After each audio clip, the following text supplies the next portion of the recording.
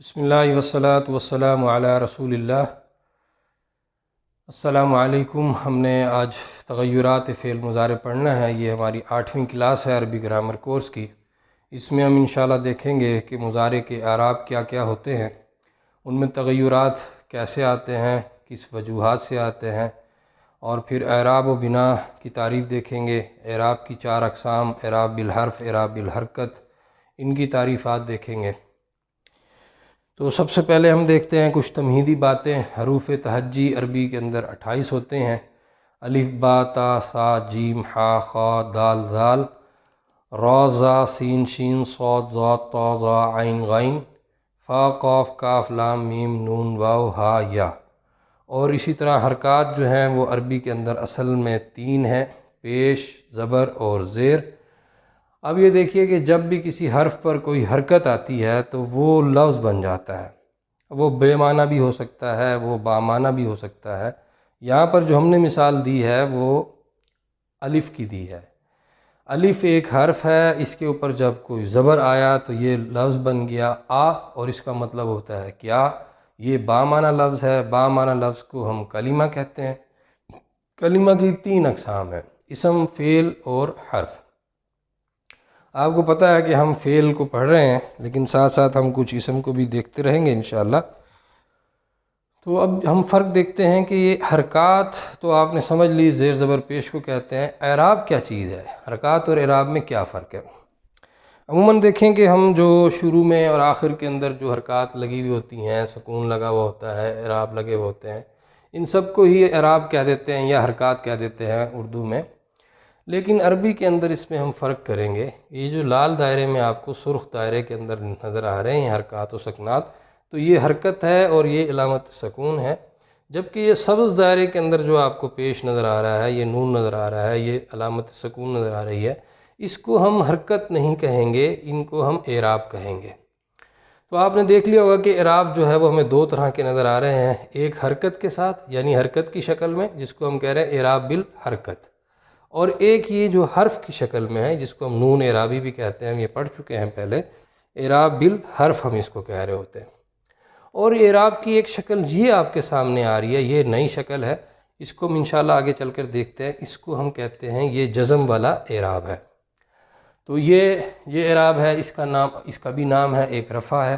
تو اب ہم دیکھتے ہیں کہ اعراب کتنی قسم کے ہوتے ہیں، بلکہ اس سے پہلے ہم دیکھتے ہیں کہ اعراب کو تبدیل کرنے والی جو چیز ہوتی ہے، جس کو ہم عامل کہہ رہے ہیں، جو حرف ہوتا ہے، وہ اس کی تعریف دیکھ لیتے ہیں، اس کو کیا کہتے ہیں، وہ کیا ہوتا ہے۔ وہ کلمہ جو دوسرے کلمہ کے آخر پر رونما ہونے والی تبدیلی کا سبب ہو، وہ عامل کہلاتا ہے، اور عامل کی جمع عوامل استعمال ہوتی ہے۔ اعراب کسے کہتے ہیں؟ مختلف عوامل کے آنے سے کلمات کے آخر پر رونما ہونے والی تبدیلی اعراب کہلاتی ہے، اور جس کلمے پر یہ تبدیلی ہوتی ہے اسے معرب کہتے ہیں۔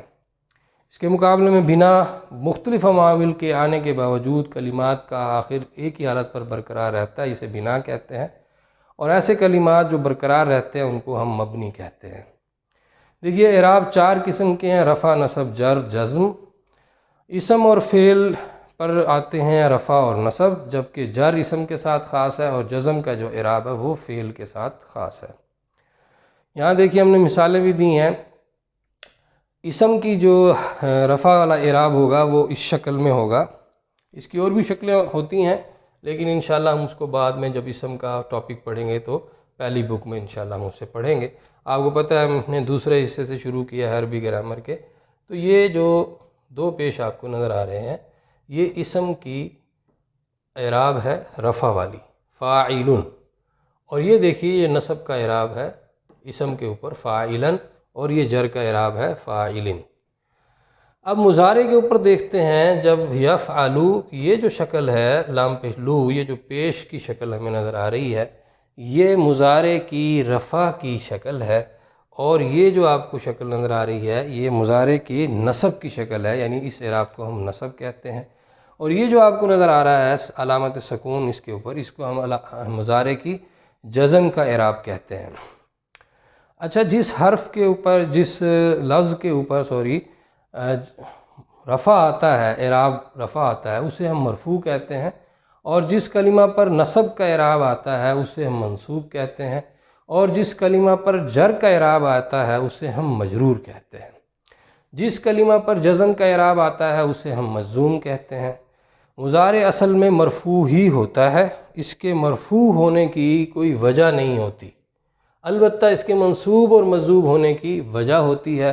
اس وجہ کو ہم دیکھ لیتے ہیں، وہ عوامل ہوتے ہیں۔ کون کون سے عوامل ہیں جو مضارع پر داخل ہوتے ہیں تو اسے منصوب کر دیتے ہیں، اور کون کون سے عوامل ہیں جو مضارع پر داخل ہو کر اسے مجزوم کر دیتے ہیں۔ تو دیکھتے ہیں مضارع کے عوامل دو طرح کے ہوتے ہیں۔ ایک تو وہ ہوتے ہیں جو صرف معنوی تبدیلی کرتے ہیں، معنی کے اندر تبدیلی کرتے ہیں، اور دوسرے وہ ہوتے ہیں جو معنی تک کی تبدیلی کے ساتھ ساتھ اعراب کی بھی تبدیلی کرتے ہیں۔ تو پہلے دیکھ لیتے ہیں معنوی تبدیلی لانے والے عوامل، وہ ہم نے آپ کے سامنے دو لکھے ہیں۔ ایک لام ابتدا ہے جو لام زبر لا کے ساتھ لکھا جاتا ہے، فعل مضارع کو زمانہ حال سے یہ خاص کر دیتا ہے، اور دوسرا ہے سا یا سوفا، یہ دونوں فعل مضارع کو مستقبل قریب یا مستقبل بعید کے ساتھ خاص کر دیتے ہیں۔ اب عوامل مضارع دوسری قسم کا وہ ہے جو معنوی تبدیلی بھی لاتا ہے اور ساتھ ساتھ اعرابی تبدیلی بھی لے آتا ہے۔ تو وہ دو طرح کے ہیں، ایک کو ناصب کہتے ہیں، ایک کو جازم کہتے ہیں۔ ناصب وہ عامل مضارع ہے جو مضارع کو منصوب کر دیتا ہے، اور اس کی جمع نواسب کہلائی جاتی ہے، اور یہ چار ہیں: لن، ان، اذن، کئی۔ اور اسی طریقے سے جازم مضارع وہ عامل ہوتا ہے جو مجزوم کر دیتا ہے، اور اس کی جمع جوازم ہے، اور یہ بھی چار ہیں: لم، لما، لام امر اور لائے نہیں۔ اب ہم دیکھتے ہیں کہ اگر یہ نواسب مضارع میں سے کوئی داخل ہو مضارع کے اوپر تو اس میں کیا تبدیلی آتی ہے، اور اگر جوازم میں سے کوئی داخل ہو تو اس پر کیا تبدیلی آتی ہے۔ ہم پیچھے چل رہے ہیں، جو ابھی میں نے آپ کو ٹیبل دکھائی تھی جس کے اندر گردان تھی مضارع منصوب اور مضارع مجزوم کی، یہ آپ کے سامنے آ گئی ہے۔ تو یہ دیکھیے، اگر اس مضارع پر لن، ان، اذن، کئی ان میں سے کوئی بھی حرف آ جائے تو یہ شیپ بنے گی۔ واحد کے صیغوں میں پیش تھا اور جمع متکلم کی صیغے میں پیش تھا، جہاں جہاں پیش تھا وہ سب زبر میں تبدیل ہو گیا، اس کو ہم کہتے ہیں یہ حالت نصب میں چلا گیا، یہ نصب کا اعراب آ گیا۔ اور جہاں پر یہ نون اعرابی تھا جمع کے صیغوں میں، وہ سب کا سب نون اعرابی ختم ہو گیا، منصوب ہوا جب مضارع۔ البتہ دو صیغوں میں جو وہ نون تھا وہ نون اعرابی نہیں تھا، ہم پہلے پڑھ چکے ہیں، یہ نون نسوہ ہے، اس کے اندر کوئی تبدیلی نہیں آئی، یہ ویسے کا ویسا ہی رہا۔ اس میں ایک چیز دیکھ لیجئے کہ جب ہم لن یفعل پڑھیں گے اور لکھیں گے تو اس کو ہم اس طرح لکھیں گے کہ نون کو یا کے ساتھ ملا کر پڑھیں گے اور یا پر ایک شد ڈال دیں گے، لن یفعل۔ ایسا کیوں ہے؟ اس کے لیے ایک چھوٹا سا قاعدہ ہے، وہ آپ یاد کر لیں، دوسری جگہ پہ بھی آپ کو کام آئے گا، کہ اگر یا، را، میم، لام، واو، نون اس کو ملا کر کہیں تو یرملون بنتا ہے۔ یرملون میں سے کوئی بھی حرف ہو اور اس سے پہلے نون ساکن آ جائے تو ہم اس کو نون ساکن کو اس حرف کے ساتھ آپس میں ملا کر پڑھتے ہیں، لن یفعل۔ یہاں پر ہمارے سامنے دو مثالیں ہیں، ایک یا کی یرملون میں سے اور ایک نون کی۔ تو لن کو اس نون کے ساتھ ملائیں گے اور پچھلا جو نون ہے وہ سائلنٹ ہو جائے گا، اور یہاں پر بھی اس کو لن پڑھیں گے اور نون سائلنٹ کر دیں گے۔ اگلی چیز ہے مضارع مجزوم، وہ میں نے آپ کو ابھی جو گنوائے ہیں، لم، لما، لام امر اور لائے نہیں۔ لام امر اور لائے نہیں کی ہم پریکٹس بھی کر چکے ہیں، اس وقت بھی آپ کو پتہ چل گیا۔ اسی طریقے سے جب لم یا لما مضارع پر داخل ہوگا تو مضارع جو مرفوع تھا اس کی شکل اس طرح بن جائے گی، وہ مجزوم ہو جائے گا، اس پر علامت سکون آ جائے گی، لیکن اس کو ہم ساکن نہیں کہیں گے، اس کو ہم کہیں گے مجزوم، کیونکہ اعراب جو ہے وہ جزم کی شکل میں ہے۔ اس میں بھی وہی ہوا، جو جہاں جہاں پر ضب پیش تھا وہ پیش گر گئی اور وہاں پر جزم ہو گیا، اور جہاں جہاں نون اعرابی تھا، تثنیہ کے صیغوں میں سارا نون اعرابی ہوتا ہے، جمع کے صیغوں میں، جمع مذکر کے صیغوں میں نون اعرابی ہوتا ہے، اور واحد مؤنث کے صیغے میں نون اعرابی ہوتا ہے، سب کے صیغوں میں نون اعرابی گر گیا۔ البتہ جو مؤنث کے صیغے ہیں دو، ان کا نون نسوہ ہوتا ہے، وہ نہیں گرتا، تو وہ اپنی جگہ پر قائم ہے۔ تو یہ ہے ہمارے مضارع منصوب اور مضارع مجزوم اور ان کی وجہ عوامل مضارع ہم نے 2 طرح کے پڑھ لیا الحمدللہ۔